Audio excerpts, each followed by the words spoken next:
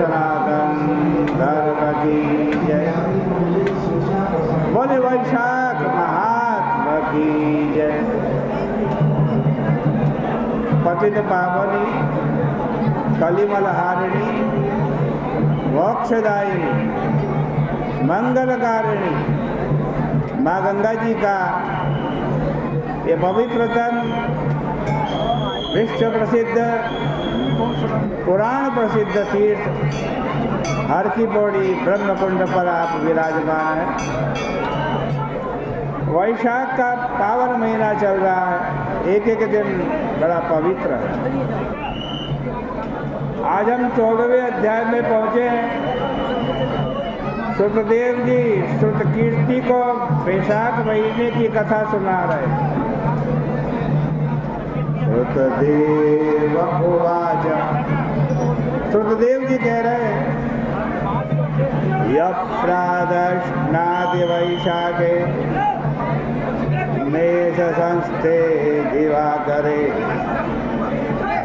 मधुसूदनमभ्यर्च्य कथां श्रुत्वा हरेरिमा साधु पापविनिर्मुक्ता याति वैष्णव परं पदं वाच्यमानां कथां हित्वा योन्यां जीवते मूढधि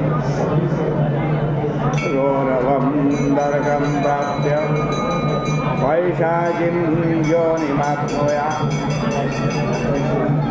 कह रहे हैं जब वैशाख का महीना होता है, मेष के सूर्य होते, उस समय जब कोई प्रातःकाल गंगा जी में स्नान करता है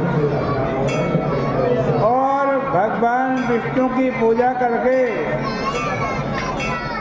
आज वैशाख महात्म्य की कथा भागवत की कथा श्रवण करता है, वो पापों से छुटकारा पाकर भगवान विष्णु के परम पद को प्राप्त करता है। और जो मूर्ख बाँची जाती हुई इस कथा को छोड़कर बिना सुने ही अन्य कार्य में लग जाता है, वो रौरव नरक को भोगकर पिशाच योनि को प्राप्त होता है। इस संबंध में एक प्राचीन कथा सुनाते हैं जो पापों को नाश करने वाली है, परम पवित्र है। आज कहते परम हितकारी है, हृदय ग्राही है। कहते दुर्वासा ऋषि के 2 शिष्य थे।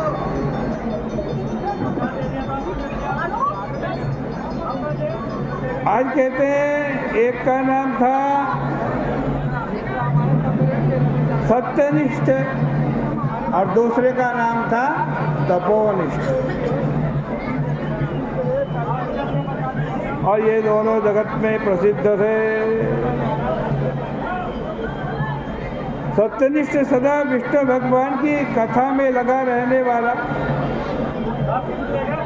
श्रोताओं तथा व्याख्याताओं के अभाव में भी वह मुनीश्वर स्वयं इन कर्मों को करता था। यदि कोई श्रोता मिल जाए तो भगवान की कथा उसको सुनाता था, और यदि कोई वक्ता मिल जाए तो सब कामों को छोड़कर बड़े प्रेम से भगवान की पावन कथा को श्रवण किया करता था।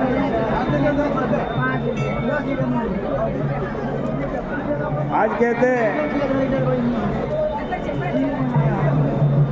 भगवान की कथा के लिए वो कुछ भी करता था।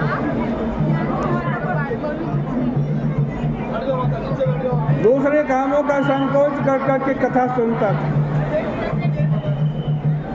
कथा के लिए उस सत्यनिष्ठ ने इतना त्याग किया कि दूर के तीर्थों में भी जाना छोड़ दिया,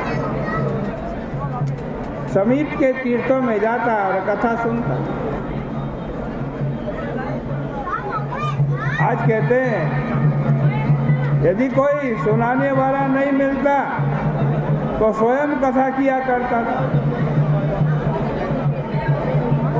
कभी रोगी हो जाता, उपद्रव से पीड़ित हो जाता तो घर में ही कथा का व्याख्यान करता, कुएं के जल में ही स्नान कर लेता, लेकिन कथा अवश्य सुनता था। भगवान की कथा जो श्रवण करता है और फिर उसको जन्म मरण का बंधन नहीं रहता। आज कहते हैं जो भगवान की कथा श्रवण करता है वो पवित्र हो जाता है, उसके दुख दूर हो जाते हैं, विष्णु भगवान से प्रेम हो जाता है, साधुओं से सौहार्द हो जाता है और वो भगवान को भी प्राप्त करता है, इसमें कोई संदेह नहीं। आज कहते हैं भगवान की निरंतर सत्यनिष्ठ कथा सुनता। देखो, यत्र विष्णु कथा नास्ति यत्र साधु जना नहीं, साक्षात् गंगा तटम वापी त्याज्यमेव न संशय। जहाँ भगवान की कथा ना हो ना, और जहाँ संत साधु लोग ना हो, भगवान के भक्त लोग ना हो,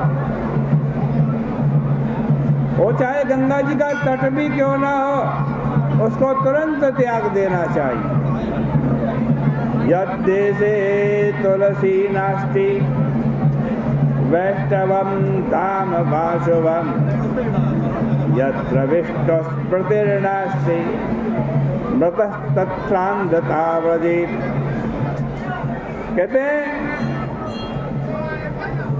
जहाँ पर तुलसी का वृक्ष न हो, विष्णु भगवान का पवित्र मंदिर न हो, जहाँ भगवान का स्मरण तक न किया जाता हो, वहाँ अंधे लोग रहते हैं। अंधे जिस गांव में भगवान विष्णु का मंदिर नहीं, यहाँ पर कृष्ण मृग स्वतंत्रता पूर्वक विचरता नहीं, जहाँ विष्णु भगवान की कथा नहीं अथवा उनका आश्रय करके रहने वाले साधु नहीं रहते, ऐसे स्थान पर मृत्यु होने पर पुरुष 100 जन्म तक कुत्ते की योनि में जाता है।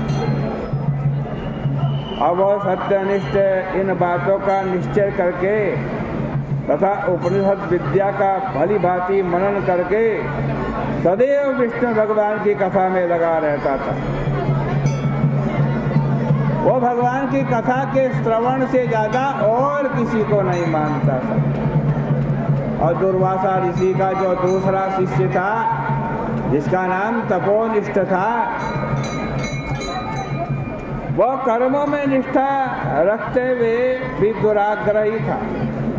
वह न तो स्वयं उत्तमोत्तम कथाओं का व्याख्यान ही करता, न ही सुनता, बाँची हुई कथा को छोड़ करके दूर दूर के तीर्थों में चला जाता।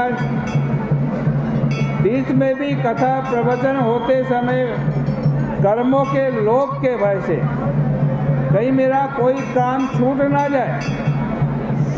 आज कहते हैं किसी काम में विलंब न हो जाए,